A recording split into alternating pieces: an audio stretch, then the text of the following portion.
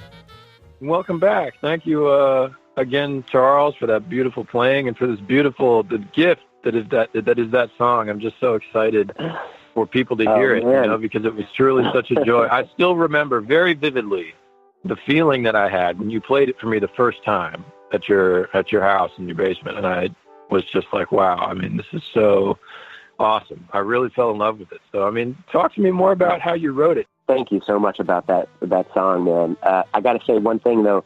We're going to start talking about this Jack Kilby Frontline record, and I want to say for the record here, man, that Jack, you were incredible throughout I know this is supposed to be about me, but let me just put this in here real quick, man.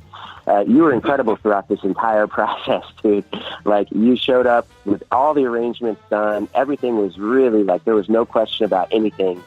Not only did you lead us musicians through the session, but you worked with your producer really well. You worked with the engineers really well. Everyone that I talked to, all the musicians that were on the session, we all agreed that you just really were amazing throughout the whole process, and it really helped us to get to a good spot. So thank you, Jack, for that. Really, it was great, man. You did an amazing job. Thanks a lot, Charles. Definitely the greatest challenge of my life. I'm sure. Well, you did it with finesse and grace, and we were all so proud of you, man. And I still am. It helps when it's, when people you love, man, and we'll talk about that too. Yeah. I mean, I was given great comfort and trust in knowing that you and John and, and Chris and some of these folks that I've known for so long were going to really, show up and be there. So thank you all for making that happen. And it really has become a movement, this song of yours. I mean, Love Is a Song Anyone Can Sing. It'll be soon a message that's plastered everywhere. We've got the single dropping next week for those of you all who don't know, so you'll be able to get to hear it. So,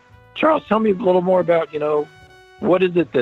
what is it about you? I mean, I could only describe it as maybe that certain Charles-ness that this song has. It just makes it so great. But, I mean, please if you can. Yeah, I thought about it. I've been thinking about what it is that happened. I think the first thing, the way I write is I just have one little idea that could be like a bar or just a chord. And that first D flat major 7 chord with the third on the melody, that concert F in the melody, that is just like, I'm a piano player too, nowhere near the level of Mr. Alan Johnson who's on the record, but I really love playing piano, and I've played piano for just as long, if not longer, than I play sax. So I often play piano, and I do all my my composing on piano. And so that first D flat major chord is just one that my hands just gravitate to every time I sit at the piano.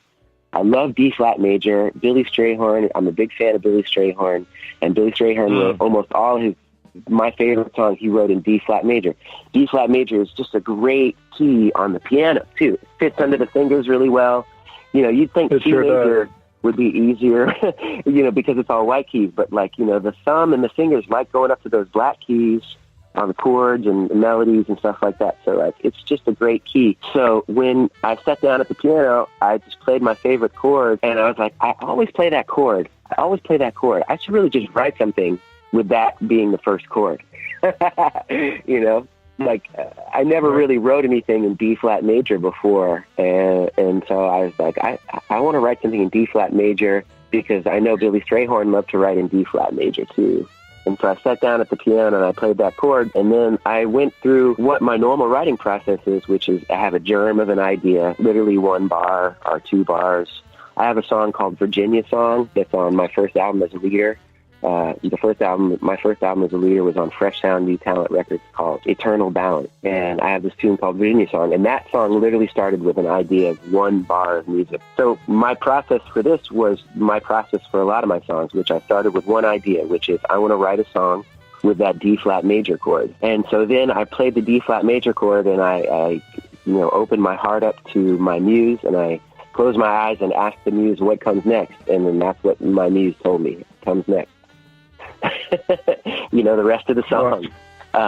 Right. The A sections were written very organically like that. Like it didn't take me too long to write it. It was all on piano. And then the bridge, usually I come up with another thing separately and combine the two. And this was also what happened for Love Is a Song Anyone Can Sing, which is I came up with the bridge. You've heard me give saxophone lessons before, right, Jack? Right. Yeah, and so when we do long tones, sometimes I play piano, and I play different chords over the long tones that my student is playing, just to make it sound good and for it to be entertaining for me and my student. And so that first part of the melody of the bridge, where it goes, ba-ba-doo-da-da-da, those 3 long tones, that came about when a student played a note, and I played those 3 chords underneath the note, and I was like, ooh, that sounds great.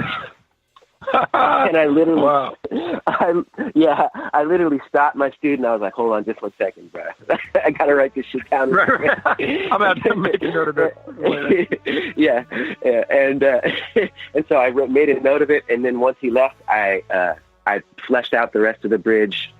So yeah, my writing process starts with a little tiny idea that I like, that I came up with, intellectually or by chance or something like that, or just, by an idea, just like, I want to be a D flat or whatever, And so then, I open my heart up to my muse is what I like to call it, which is just basically like, how when you're listening to somebody talk and they're in the middle of the sentence, then they pause and you like finish the sentence for them. Yeah.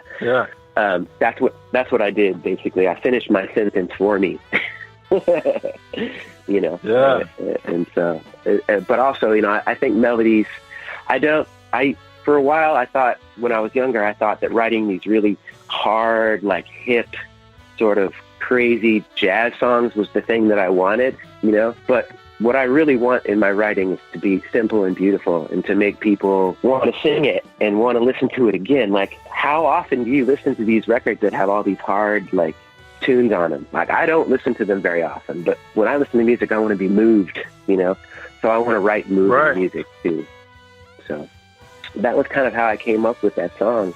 And I came up with it And then I played it a lot on piano for a couple of months, just to sort of like, is this a song? Like, is this actually a song?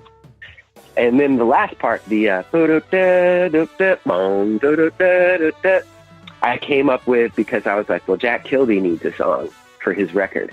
And this is going to be a good song, but it needs another section, a little bit of dopeness, a little bit of funkiness, you know what I mean? And so that last section of the vamp where it extends on every ending, it extends a little more. I had you in mind because it's like such a great time for the drummer to come in and like fill up that space, that vamp space. So it all came together after, it came together after that. And then once it was really done, I was like, hey, Jack, I got something for you, baby. I will never forget seeing that text message. Oh, my gosh. I remember. Hey, I think I've got a tune for the front line. And I was like, oh, my heart just leapt right into the phone and said, yes, thank God. I need one more. That's great, man. In the vein of how important each of you are to this project and to me. I mean, hopefully by this point of our, when did we meet each other, Charles? When was the first time we met? I don't know when that gig was. It was at this gig at the Batesville store, which I don't remember what year that was, but it had to have been like 2009. I bet it was 2011 or 12. Really? Okay. It might. Dude, I don't know. It could be as early as 2009, as late as 2011. Either way, it means we've known each other, for almost 10 years at this point. Yeah. And you were such a baby, and you've grown so much. Oh, man. Not just as a person, really was. but also as a drummer, But I remember the first gig that we had, I was kind of like, this is a weird band. And then you started playing, and I was like, well, at least we got a good drummer. It was an interesting band. It was weird. Look, sometimes you just get weird band. No offense to anybody. Yeah. Sometimes it's just kind of like, But I was just like, bro, I was just like into you from the get-go because you're like, I was like, this guy, at least, he's got good time and he's earnest and he's like trying, Right. So, and that's another thing. And then we started doing gigs with Brett Jones and stuff like that. Right. I'm sorry, I just talked to like you and John, No. It's just such a testament to like the vibe of veteran musicians in Charlottesville, and it's not a common thing that we see in other communities where folks such as yourself, such as John Durth, such as Josh, Peach Barr, any of the other guys that we know in the scene down there who are established masters on their instrument and of music, who have no ego whatsoever about mentoring and playing with the young musicians who demonstrate that they do want it, that they might not be there yet. I mean, they've only taken but so many steps on their journey, but that they're looking that direction. Mm-hmm. And I can't tell you what it meant to me to have you and John as those people who were my mentors, who have also become like older brothers to me, I mean, y'all are in the fam and totally. in the band, and now it really shines through in the music. Right. Yeah, it's a beautiful thing. It's a great process. And in that vein, the other thing that I wanted to bring up in just your contribution to this band, and that's another exciting moment that listeners will have on this record, is Life in a Glass House, which really, to me, kind of stole the show on the album. I'm curious what your thoughts are. If I were to ask you, does having your own song, as the title track on a record sort of trounce the moment of that we were able to reach in Glass House? Or what's your take on that? Talk to me a little more about the inclusion of that song and your performance on that song, and what it was maybe like to play with the featured guest, Antonio Hart, on that one. Ooh, God, yeah, I could definitely talk plenty about. Well, first of all, Life in a Glass House, it's, the Radiohead tune. It's always been one of my favorites. From there's two records that got released: Kid A and what was the other one called? Anyway, Amnesiac. Life in a Glass House. Amnesiac, right? Thanks, man. And so Amnesiac was like, Life in a Glass House was on Amnesiac, right? And it was like one of the last tunes, the last tune. Mm-hmm. Yeah, and so right around the time those got released, Meldau was doing a lot of Radiohead covers. He was doing exit music for a film. And so I was just looking for some great Radiohead tunes to do. I ended up doing Morning Bell in my group a lot, which is that cool. There's two different versions. Yeah, I've heard recordings of that. That's an awesome arrangement. Thanks, man. So I'm a big Radiohead fan. And I've always wanted to do Life in a Glass House, but it's just one of those things where I never got around to it. It was really cool how you ended up doing it. We were in the car in Richmond. We were outside Vagabond, which that Vagabond gig was so killing. It was me, you, and Monson.